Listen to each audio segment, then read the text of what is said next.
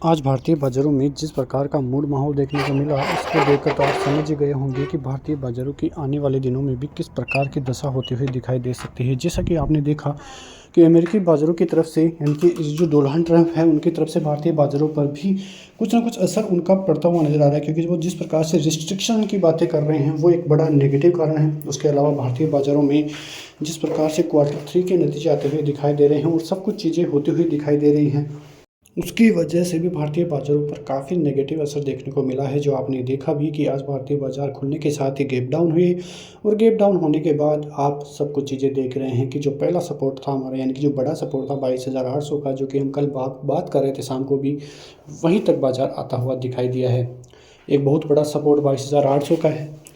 अब यदि यहाँ से भी बाज़ार फिसलता है तो फिर भारतीय बाज़ारों के लिए बड़ी दिक्कतें बनती हुई दिखाई देगी, जो भारतीय बाज़ारों को 22,650, 22,500 और 22,200 तक के लेवल्स पर भी लेकर आए तो भी कोई बड़ी बात नहीं है। बैंक निफ्टी की तरफ से बात करें तो बैंक निफ्टी भी 48,000 के इम्पोर्टेंट जोन की तरफ क्लोजिंग देता हुआ आज नजर आया है। 48,000 का लेवल भी टूटता है तो फिर 47,800 आता हुआ दिखाई देगा, और यदि 47,800 भी टूटता है तो फिर भारतीय बाज़ारों के लिए बैंक निफ्टी में और बड़ी गिरावट के आसार बनते हुए दिखाई दे सकते हैं। तो भारतीय बाज़ारों की तरफ से अभी भी उम्मीदें कुछ नहीं है कि भारतीय बाज़ारों में कोई रिकवरी के संकेत देखने को मिले। भारतीय बाज़ार जिस प्रकार की तेज़ी पहले कुछ दिनों पहले, 4 महीने पहले दिखा रहे थे, उससे ज़्यादा गति से अब गिरावट देखने को मिल रही है। पिछले 4 सालों से भारतीय बाज़ारों में गिरावट का ही मूड माहौल देखने को मिल रहा है। ये गिरावट कब थमेगी ये तो अलग चीज़ है, लेकिन भारतीय बाज़ारों में फ़िलहाल वो लेवल्स हैं जहाँ से बाज़ार में इन्वेस्टमेंट को जो है देखने को मिल सकते हैं। इन्वेस्टमेंट के आसार यहाँ से यदि दिखते हैं तो आपको लॉन्ग टर्म के लिए भारतीय बाज़ारों में और उम्मीदें भी मिलती हुई दिखाई देगी। भारतीय बाज़ारों में सेंसेक्स में आज करीब 800 पॉइंट से ज़्यादा की गिरावट देखने को मिली है। बैंक निफ्टी में थोड़ी कम गिरावट देखने को मिली, क्योंकि PSU बैंकिंग सेक्टर में अच्छी खासी तेज़ी का मूड माहौल आज देखने को मिला है।